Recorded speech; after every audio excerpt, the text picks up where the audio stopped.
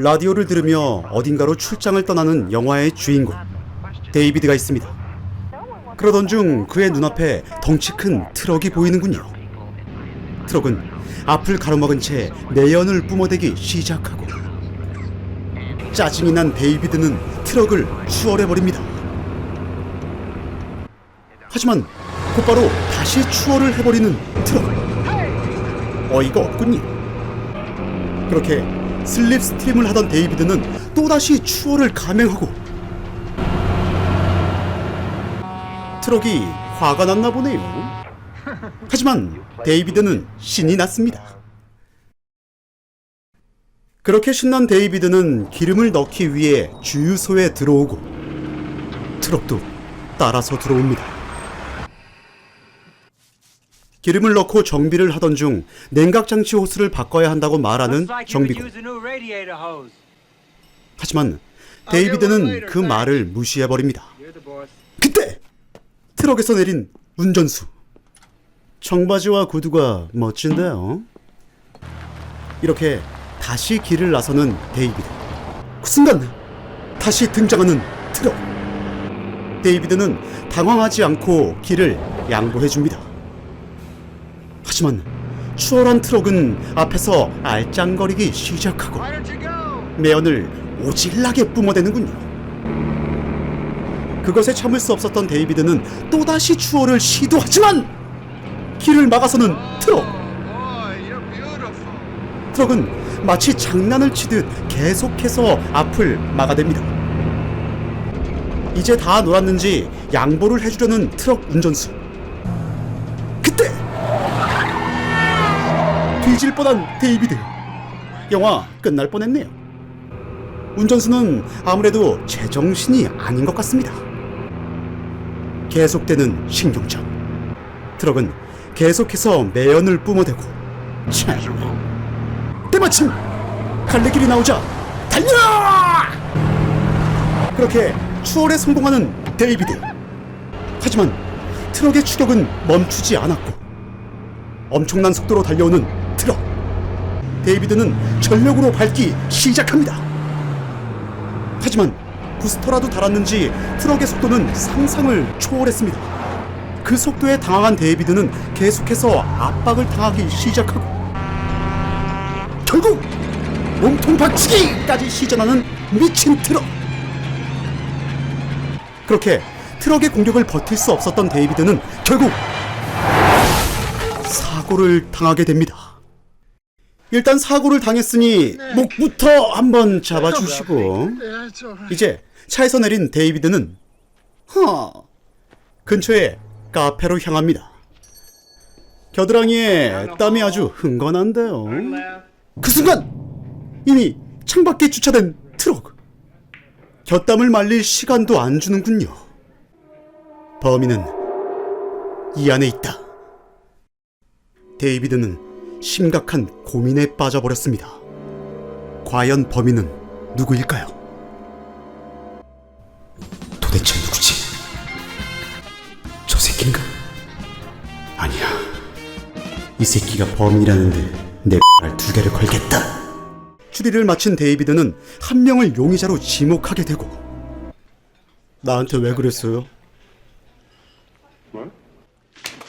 안 돼!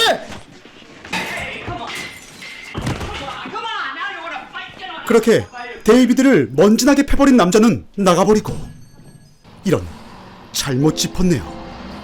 남자는 범인이 아니었습니다. 그때 시동을 거는 소리. 트럭 운전자는 이 안에 없었습니다. 모든 추리에 실패한 데이비드. 데이비드는 탐정의 소질이 1도 없었습니다. 다시 길을 나서는 데이비드. 얼마 가지 않아 기차가 앞을 가로막는군요. 그때 뒤에서 밀어대기 시작하는 트럭.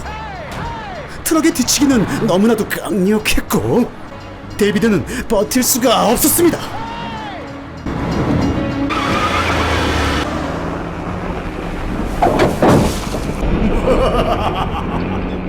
다행히 목숨은 건졌네요. 이제 트럭 운전수가 미친놈이라는 걸 깨달은 데이비드는 천천히 뒤를 따라가기로 마음먹었습니다. 그렇게 사이좋게 달리던 데이비드는 또다시 주유소로 들어가고 의리 있는 트럭은 친절하게 데이비드를 기다려줍니다. 더 이상 안 되겠다 싶었는지 이제야 경찰에 신고를 하는 데이비드. 하지만 눈치를 챘는지 갑자기 돌격하는 트럭. 도대체 왜 저러는 걸까요? 데이비드는 무슨 큰 죄를 진 걸까요? 이거나 처먹으래! 튀어! 이제 데이비드는 안전한 걸까요? 아니네. 또다시 앞에 와 있는 미친 트럭. 도대체 얼마나 정신나간 놈인지 확인하고 싶었던 데이비드는 당당하게 트럭으로 향합니다. 현피 뜨자 이 새끼야! 하지만 트럭은 도망가 버리고 현피에 약한가 보네요. 이제 머리 끝까지 화가 난 데이비드는 선글라스 폼업! 벨트 장착! 트럭과의 전면 승부에 나서기로 결심합니다. 먼저 가라는 신호를 보내는 트럭. 출동! 과연 둘의 승부는 어떻게 될까요? 이 영화는 1971년 작품으로 당시 유행하던 살인 트럭을 모티브로 한 영화입니다. 비슷한 영화가 아주 많은데 공포의 검은 차라든지 크리스틴이라든지 모두 자동차 살인이 주 내용이죠. 이 영화 역시 내용은 크게 다르지 않습니다. 하지만 굳이 다른 점을 꼽자면 등장인물이 적고 사망자도 단 한 명이라는 것이죠. 그리고 긴 러닝타임에 비해 너무나 부실한 스토리. 보다 보면 잠이 올 수도 있으니 주의하시길 바라고요. 정책상 결말을 영상에 담을 순 없었지만 아주 허무하게 끝난다는 것만 참고하시면 될 것 같네요. 힌트를 드리자면 낭떠러지가 나온다는 것 정도? 그럼 전 다음에 다시 만날 것을 약속드리며 지금까지 영화 듀엘이었습니다.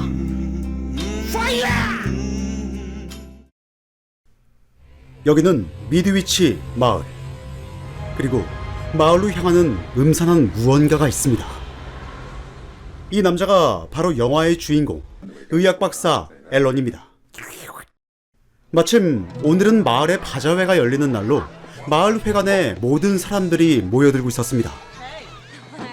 그리고 10시가 되자 아줌마 기절, 새도 기절, 아저씨도 기절, 개도 기절, 소도 기절, 마을 사람 전부 기절. 조사를 하러 온 경찰도 마을로 들어가는 순간 기절. 이렇게 모두가 기절해버리는 초유의 사태가 벌어집니다. 결국 원인은 밝혀지지 않은 채 미드위치 마을은 폐쇄가 되고 답도 없는 이 상황을 조사하러 나온 버너 박사는 앨런과 인사를 나눕니다. 그때 갑자기 깨어나기 시작하는 사람들, 그리고 소. 정확히 6시간 만에 깨어난 사람들은 도통 영문을 알 수가 없었습니다. 하지만 무사히 깨어난 사람도 있는 반면 기절 때문에 사고를 당한 사람들도 있었죠. 그렇게 장례식이 진행되고 남편을 잃은 여성들은 슬픔에 빠졌습니다.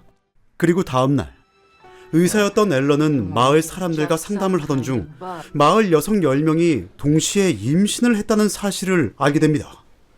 안 그래도 저출산 문제가 심각한데 잘된 일이네요. 그리고 얼마 뒤 한날 한시에 출산을 하게 되는 여성들. 그렇게 하나 둘씩 새 생명을 세상 밖으로 내보내기 시작합니다. 하지만 갑자기 짱구를 굴리기 시작하는 박사. 박사는 급히 아이를 안고 밖으로 나갑니다. 좋아, 일단 데려가고 보자. 그리고는 자연스럽게 아이가 죽었다고 구라를 치는 박사. 이렇게 아이들은 각자의 부모 밑에서 급성장하기 시작했고 앨런의 딸 마라는 갑자기 특수한 능력을 선보입니다. 눈빛 하나로 사람의 마음을 들여다보며 뇌를 마음대로 조종할 수 있는 능력을 가지고 있는 것이었죠. 너무 아파. 결국 마라는 엄마의 뇌를 조종해 자살을 하게 만듭니다.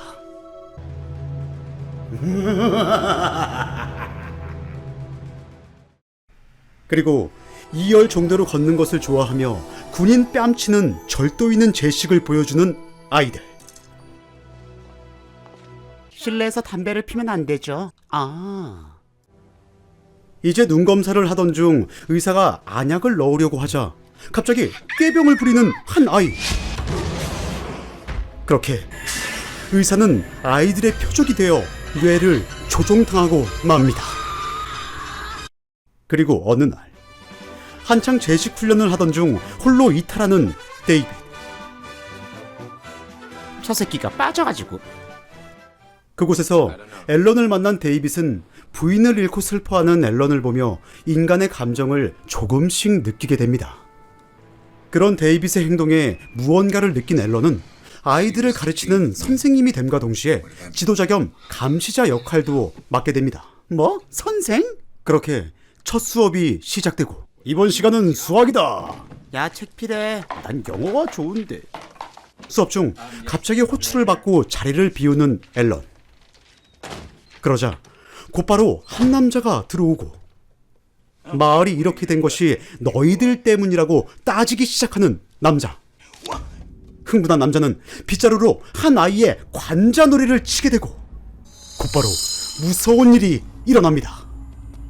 단체로 눈빛 공격을 시전하는 아이들. 헌지! 이렇게 또 한 명이 사망하게 됩니다. 그날 밤 코너 박사의 연구실에 온 앨런. 박사는 아이들이 태어난 날 빼돌린 시체를 보여주며 그들을 연구할 수 있게 도와달라고 부탁합니다. 그리고 이곳에서 있었던 일은 생각조차 하면 안 된다고 말하는 박사. 저기 오늘 밤 같이 있으면 안 돼요? 노!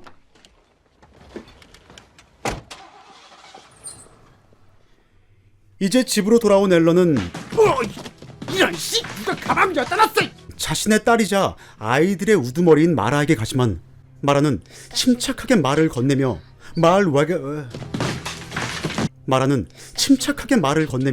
마을 외곽에 있는 헛간에 모여 살 것이고 곧 또 다른 음모가 있음을 예고합니다. 독립해서 나가 살 거예요. 이렇게 아이들이 하나둘씩 헛간으로 모이게 되고 엄마는 데이빗을 말려보지만 됐어요. 다음 날 두 아이가 산책을 즐기던 중 자신의 아이를 데리러 왔다는 아저씨. 그렇게 아저씨는 급히 헛간으로 향하지만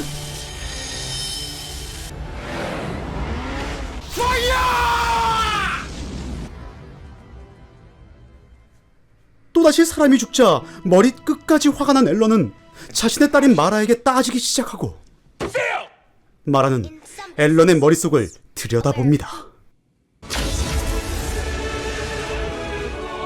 애국심이 아주 강한 사람이군요.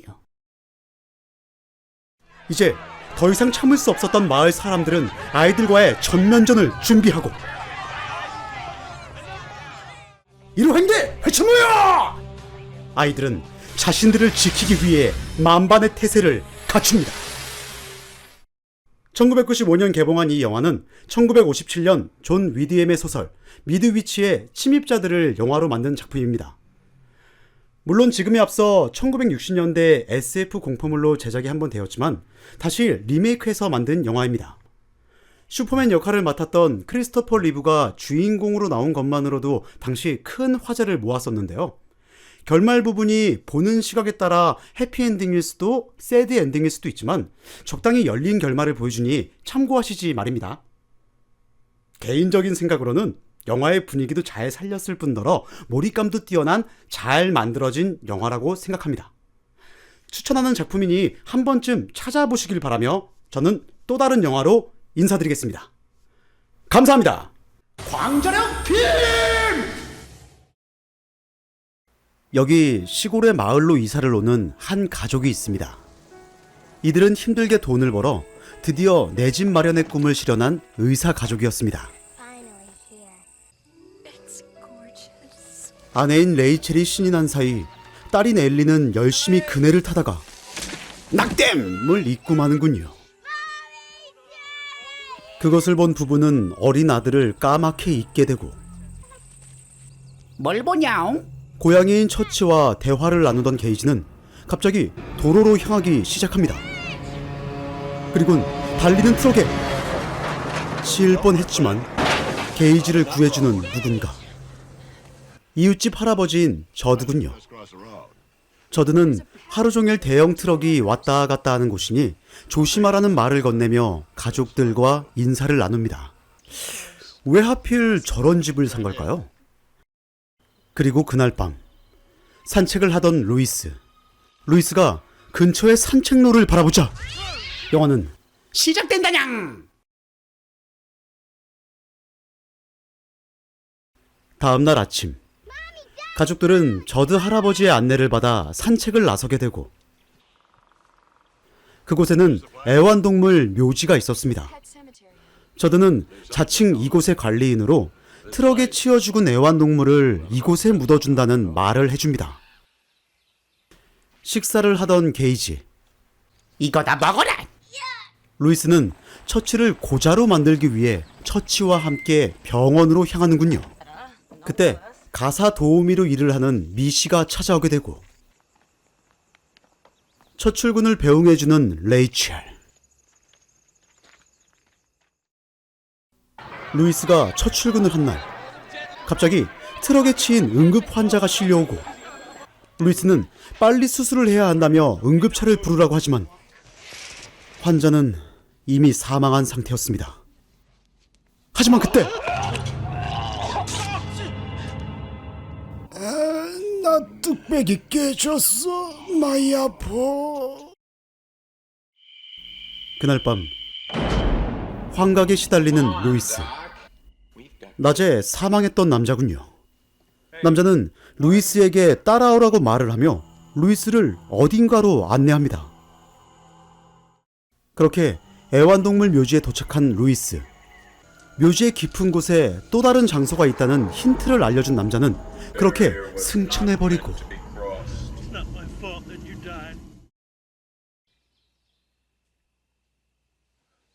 잠에서 깬 루이스는 꿈이었다고 생각했지만 꿈이 아니었네요. 여행을 준비하는 가족. 오늘은 추수감사절을 맞이해 고향으로 돌아가는 날이었지만 장인어른과 사이가 좋지 않았던 루이스는 혼자 집에 남기로 했습니다. 그렇게 레이첼과 자식들이 떠나자 저드에게 전화가 걸려오고 밖으로 나가자 애완양이 처치가 사망해 있었습니다. 루이스는 처치를 묻어주려 했지만 더 좋은 방법이 있다고 말하는 저드. 저드는 어젯밤 루이스가 보았던 묘지의 더 깊은 곳으로 안내를 하기 시작합니다. 그때 루이스, 괜찮나? 괜찮을 리가 없잖아요, 아저씨. 그렇게 산을 넘고 절벽을 지나 우여곡절 끝에 도착한 곳에는 마치 마법진처럼 보이는 공동 묘지가 있었습니다. 이곳이 인디언의 묘지라는 말을 건네며 처치를 묻으라고 말하는 저드. 루이스는 결국 이곳에 처치를 묻게 되고 그렇게 집에 도착하자 걸려오는 전화. 딸인 엘리네요. 엘리는 처치의 안부를 묻습니다. 에이, 묻어버렸는데. 다음날 아침 마당 청소를 마친 루이스가 창고로 향하자 부활했다냥! 되살아난 처치. 그 모습에 놀란 루이스는 밥으로 처치를 낚은 뒤 몸 이곳저곳을 살피기 시작합니다. 그러다가 하이킹! 아우씨! 에이씨.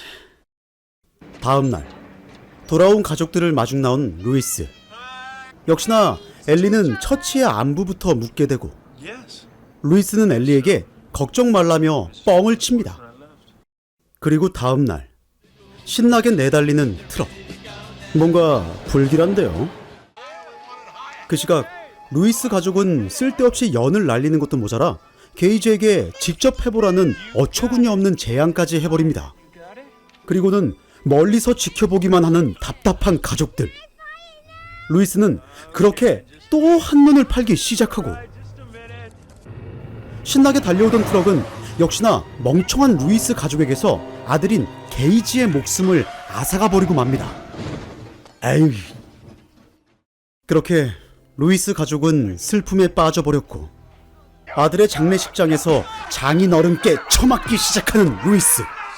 하지만 루이스는 장인어른에게 자격이 없다며 대드는군요. 그날 밤 충격에 빠진 아내에게 간 루이스. 하지만 처치와 신경전을 벌이게 되고, 한판 뜨자 이 새끼야. 무언가를 결심한 듯 나가버리는 루이스. 루이스는 저들을 찾아왔습니다. 아들을 묘지에 묻어 되살리겠다며 말이죠. 그러자 예전에 같은 일이 있었다며 되살아난 사람은 더 이상 인간이 아니고 자신들 역시 그 일을 처리하기 위해 불을 질렀던 적이 있다는 말을 해줍니다.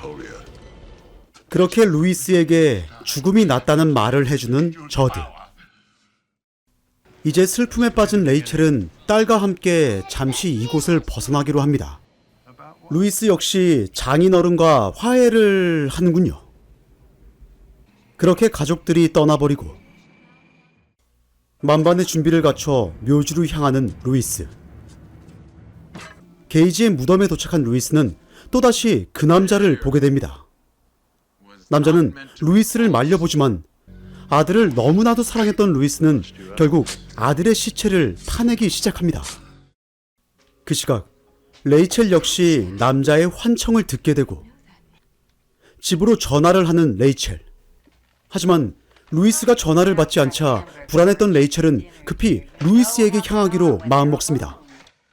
그렇게 루이스를 막으려는 남자의 도움을 받아 비행기를 타는 데 성공하는 레이첼.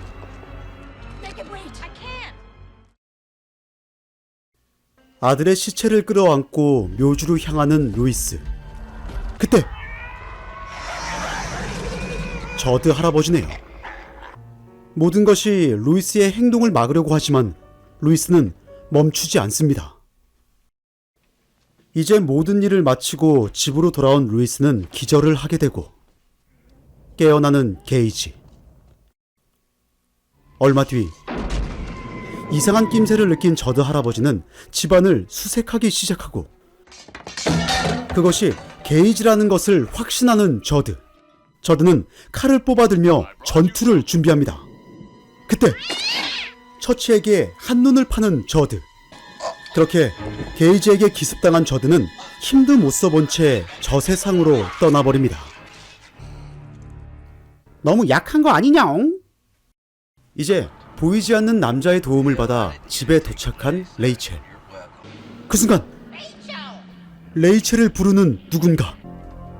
그 소리에 레이첼은 저드의 집으로 향하게 되고, 이상한 소리가 들려오지만 저드인 줄 아는 멍청한 레이첼. 그리고 2층으로 향하자 레이첼을 기다리고 있는 아들 게이지. 게이지는 줄 것이 있다며 메스를 꺼내들고, 에휴. 다음날 아무것도 모른 채 꿀잠을 자버린 루이스. 그때 걸려오는 전화. 레이첼이 잘 도착했냐고 묻는 장인어른. 루이스는 이제서야 사태 파악을 한 뒤 독약을 제조하기 시작하고, 또다시 밥으로 처치를 낚는 루이스. 그리고는 자신이 한 모든 일을 되돌려 놓기 위해 처치의 엉덩이에 주사를 놔 죽기 싫다냥. 저 세상으로 보내줍니다. 이제 아들과의 한판 승부를 벌이기 위해 집안으로 향하는 루이스. 루이스는 게이지를 찾아 수색에 나서고, 그때 덤벼드는 게이지. 그렇게 게이지에게 속수무책으로 당하던 루이스는 필살 아빠의 감성팔이 공격을 시전합니다. 필살기에 당해버린 게이지는 그렇게 비겁하다는 말과 함께 두 번째 죽음을 맞이합니다. 이 영화는 1989년 작품으로 스티븐 킹의 소설 펫 세메터리를 영화로 한 작품입니다. 사실 내용이 내용인지라 저로서도 애드립은 많이 생략하였지만 그저 영화는 영화로 불편함 없이 봐주셨으면 좋겠습니다. 다시 영화 얘기를 하자면 하필 트럭이 지나는 도로 옆에 집을 구입한 것과 멍청하게 자꾸 한눈을 파는 루이스의 답답한 연출이 보는 이로 하여금 한숨이 절로 나오게 만드는 영화지만 고전 공포의 감성을 느끼고 싶은 분이라면 한 번쯤 보는 것도 나쁘지 않다는 생각이 듭니다. 뭔가 죽음에 대한 의미가 있는 영화인 것 같지만 무거운 의미는 각자의 판단에 맡기겠습니다. 우리는 그냥 아이들에게 한눈은 팔면 안 된다라는 교훈만 얻어가는 걸로 이번 영화의 스토리텔링을 마치며 다음에 더 좋은 영화로 찾아뵙겠습니다. 감사합니다. 여기는 네브라스카의 한 마을. 영화 시작과 동시에 살인 현장을 조사하는 사람들이 있습니다. 무려 50명의 어른들이 살해당한 이 사건 때문에 경찰과 기자들이 마을로 몰려들었고 취재에 나선 기자들의 질문에 아이들은 옥수수를 봤다는 황당한 말만 하는군요. 도대체 이게 어떻게 된 일일까요?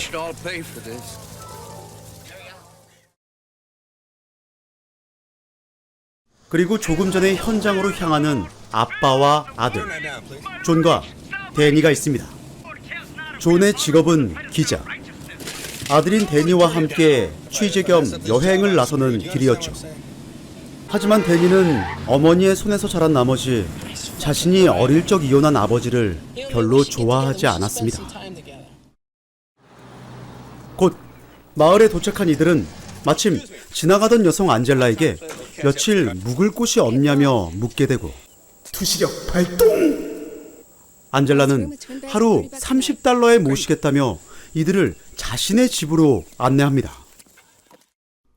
그리고 식사를 하던 중 존은 마이클에게 사건에 대해 물어보지만 마이클 역시 옥수수가 어쩌고 저쩌고 떠들어대기만 할 뿐. 그럼 팝콘각 아닌가요? 그렇게 데니의 쓸데없는 말장난에 화가 난 존은 결국 데니에게 한 소리를 해버리고 아빠와 다툰 데니는 결국 짐을 챙겨 가출을 해버립니다. 아빠 미워! 집을 나온 데니가 혼자 돌아가기 위해 버스를 기다리던 도중 바이크를 타고 등장하는 아름다운 여성 레이시가 나타나게 되고 레이시는 당분간 버스는 오지 않는다는 말을 전하며 떠나버립니다.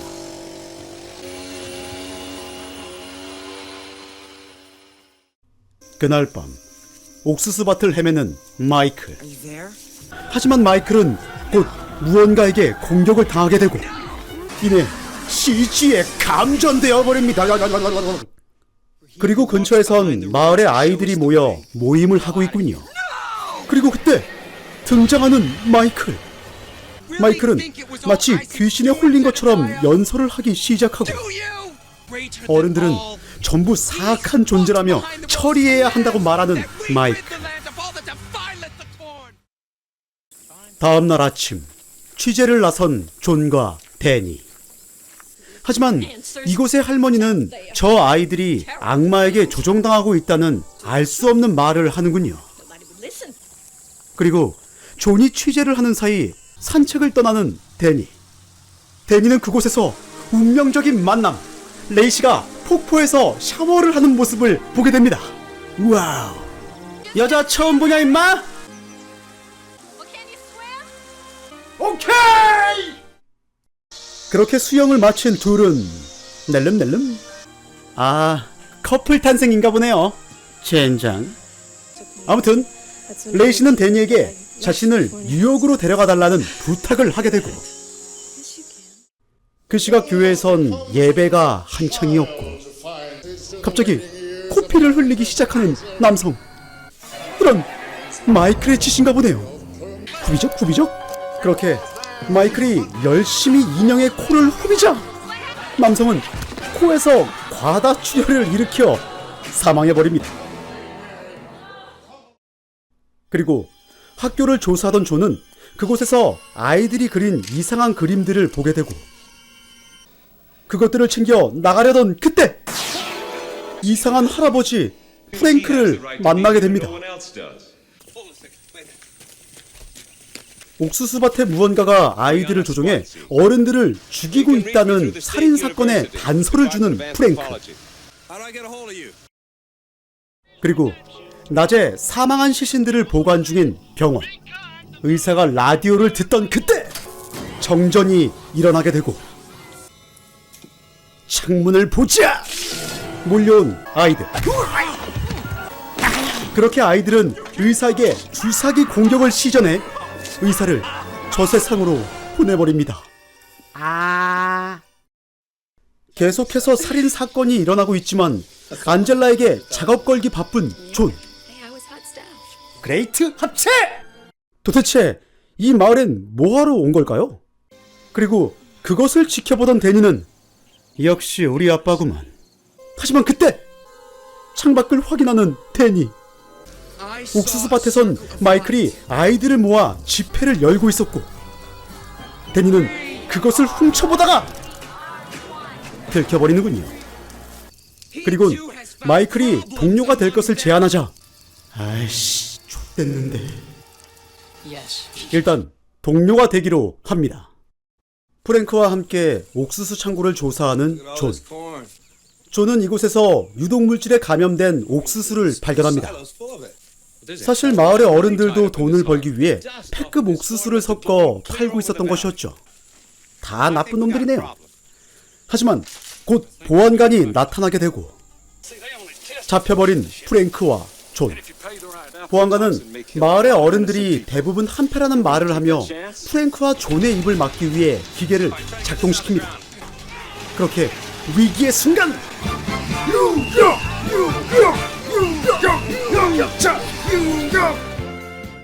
얼마 뒤 홀로 집을 보던 안젤라가 2층으로 향하자 몰려온 아이들. 그렇게 안젤라는 납치를 당하게 되고 마을 회관에선 부모를 잃은 아이들을 입양할 회의가 진행 중이었습니다. 하지만 아이들에게 겁을 먹은 마을 어른들은 입양을 거부하기 시작하고 그때 어른들을 일망타진하기 위해 기름을 뿌리는 아이들. 그렇게 아이들은 캠프파이어를 즐기게 됩니다. 파이어! 이 영화는 1992년 작품으로 전작인 옥수수밭의 아이들 1편에서 이어지는 내용입니다. 배경도 네브라스카의 게틀린으로 똑같은 마을이죠. 사실 내용 자체는 인디언과 자연, 종교와 신, 악마 등 여러 가지 무거운 내용을 담고 있지만 그저 단순하게 영화는 영화로만 즐기고 싶은 마음에 자세한 설명은 일부러 넣지 않았습니다. 역시나 편집 과정에서 많은 장면이 잘려나갔으니 좀 더 자세한 내용을 알고 싶으신 분은 한 번쯤 찾아서 봐주시길 바라며 이번 영화의 스토리텔링을 마치겠습니다. 감사합니다.